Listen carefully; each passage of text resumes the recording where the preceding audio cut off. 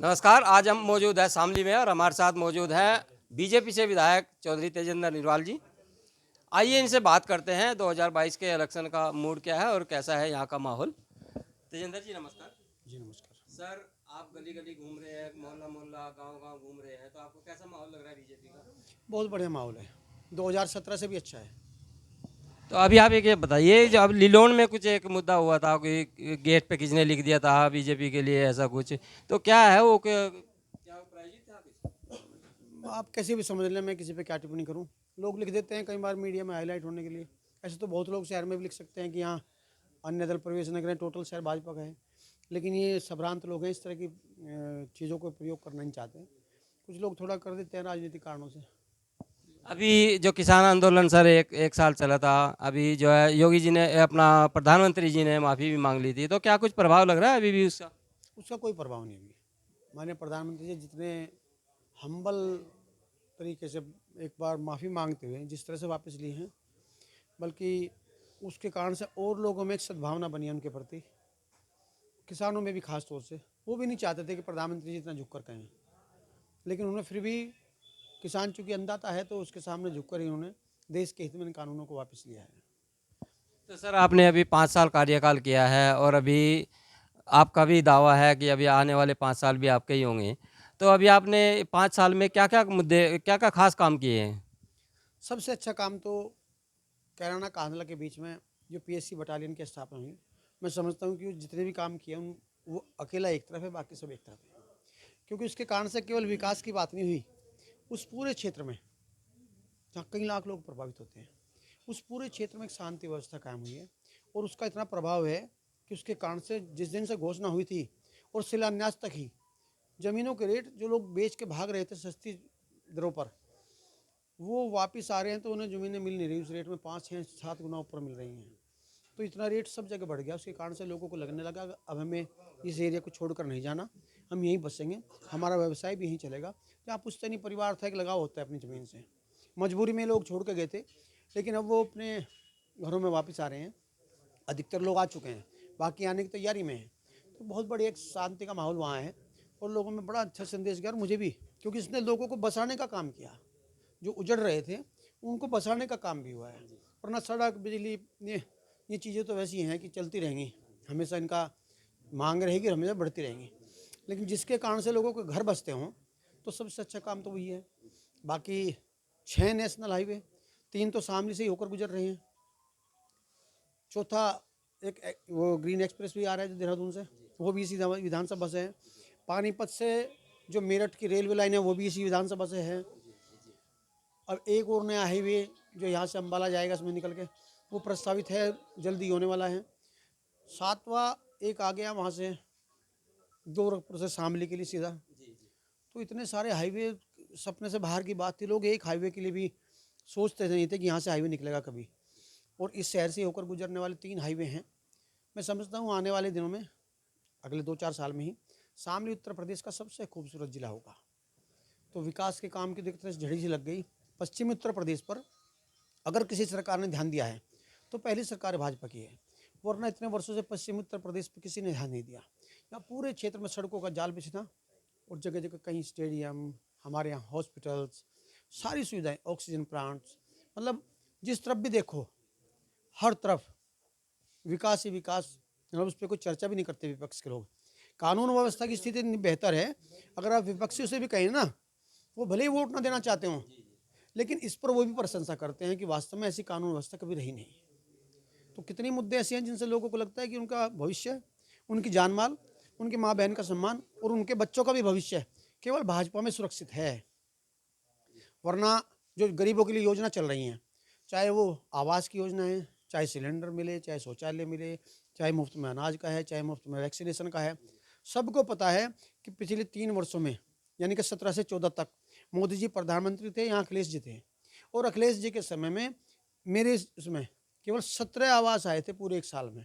अब 17 आवास तो एक मोहल्ले में मिल जाएंगे आपको। सारी योजना रोक कर रखी हुई थी अखिलेश जी ने, और अगर गलती से दोबारा उन्हें मौका मिल गया तो सब गरीब आदमी से लेकर सबको पता है सारी योजनाएं बंद हो जाएंगी। ये जो शिलान्यास किया है योगी जी ने पीएससी बटालियन का, वो भी पैसा आना बंद हो जाएगा एकदम से। तो लोग समझते हैं कि अगर जरा सी भूल हो गई तो फिर वही सरकार आ जाए जिसमें गुंडों का बोलबाला होगा, जिसमें मुख्तार अंसारी, अतीक अहमद जैसे या आजम खान जैसे लोग होंगे। और वही प्राथमिकता भी गुंडों की अगर पहली प्राथमिकता है तो समाजवादी पार्टी है, तो उसे दोबारा लोग लाना नहीं चाहते। वैसे भी जैसे तैसे भी करके उन्होंने सारे टिकट तो अपने लिए ले लिए। अभी भी लोग जो कहीं और भी वोट देते हैं, लेकिन वो चाहते हैं कि मुख्यमंत्री योगी जी ही बने। अखिलेश को कोई मुख्यमंत्री देखना नहीं चाहता। अखिलेश जी के बारे में लोगों की राय बिल्कुल अलग है। उनके आने से लोगों को लगता है फिर वही माहौल हो जाएगा। ये आज इतना अंतर आप देख सकते हैं। हमारे यहाँ जो पुलिस है, ये वो पुलिस है जिसको लाल टोपी लगाकर समाजवादी की उनके कार्यकर्ता थानों में घुसकर पीटते थे। आज बड़े बड़े इनामी गुंडे गले में तख्ती लगाकर थाने में पहुंचकर हाथ जोड़कर कहते हैं कि मेरा एनकाउंटर मत करना जी, मैं कोई अपराध नहीं कर रहा हूं, मैं शांति का जीवन जी रहा हूं, मुझे बख्श दो, आप मुझे जेल मत भेजो। आज ये स्थिति है। लोग जमाते तुड़वा तुड़वा कर वहाँ भाग गए हैं जेलों में से। वो अपराधी जो जेलों में बंद है वो इंतजार कर रहे हैं कि कब सरकार बदले, कब हम बाहर जमानत करवा के वापस आ जाएं। तो गलती से भी वोट अगर उधर पड़ गया तो वो वोट उनके लिए नहीं पड़ेगा जिन प्रत्याशी को दे रहे हैं, वो वोट पड़ जाएगा जेल में बंद अपराधियों के लिए। वो सारे अपराधी बाहर आ जाएंगे दोबारा से। तो लोगों को पता है, लोग समझदार हैं, समझते हैं इन चीज़ों को।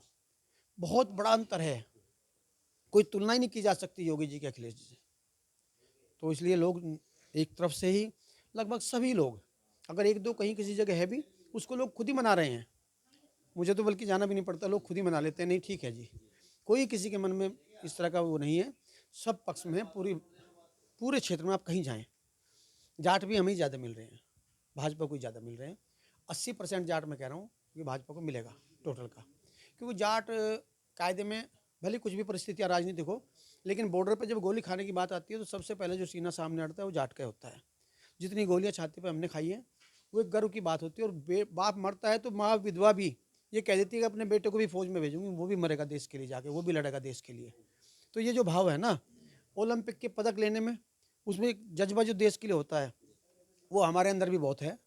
और वही जज्बा बीजेपी में है। तो हमारा और बीजेपी का डीएनए मैच करता है। वो भी राष्ट्र की बात करती है, हम भी राष्ट्र के लिए जान देना गौरव की बात समझते हैं। तो इसलिए फर्स्ट चॉइस बीजेपी ही है।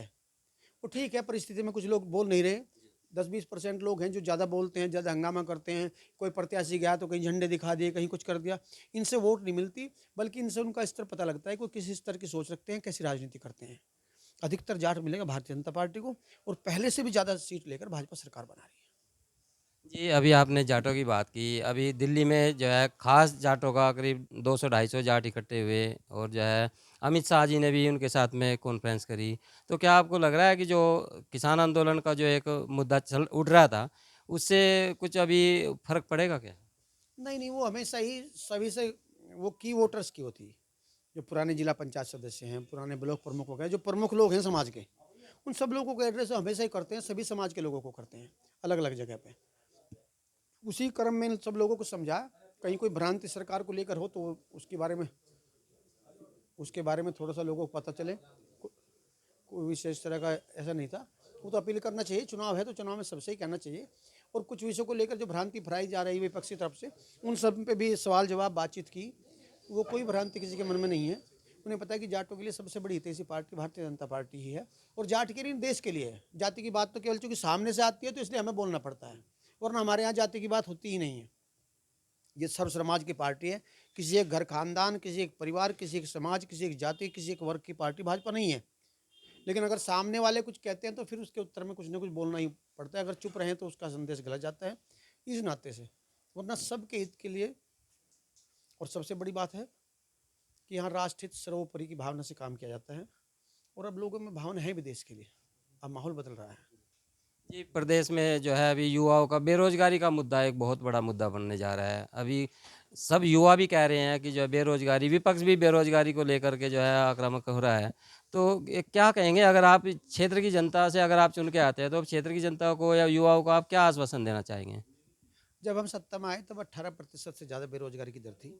आज 4.5% है। आज जो उद्योग हमने खड़े किए हैं, वन डिस्ट्रिक्ट वन प्रोडक्ट की योजना में, हर जिले में एक उद्योग जो पुराना, जो समाप्त होने के कगार पर था, उनको हमने दोबारा से मतलब पुनर्जीवित करके फिर खड़ा किया है। उनसे रोजगार दोबारा प्राइवेट सेक्टर में भी मिलने लगा। जैसे कास्ट का उद्योग है, नक्काशी का काम सहारनपुर का पहले से ही प्रसिद्ध था, लेकिन गुंडागर्दी के कारण से बिल्कुल समाप्त था। मुजफ्फरनगर का गुड़ 50 वर्ष पहले भी इतना मीठा था, लेकिन उसे आगे बढ़ने का, राष्ट्रीय अंतर्राष्ट्रीय स्तर पर जाने का जो वातावरण दिया वो भाजपा ने दिया। शामली के रिम धुरे एक्सल का काम है, बहुत पहले से प्रसिद्ध है, लेकिन चूंकि व्यापारिक माहौल नहीं था उत्तर प्रदेश में, इसलिए कोई यहाँ के इन्वेस्ट नहीं करना चाहता था।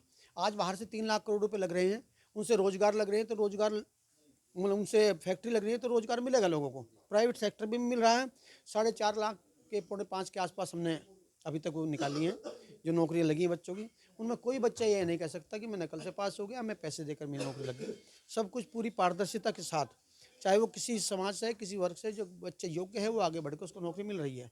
आगे और कम होएगी, लेकिन करेगी केवल भाजपा ही, क्योंकि अखिलेश जी के आने पर तो फिर वही सारे उद्योग बंद हो जाएंगे।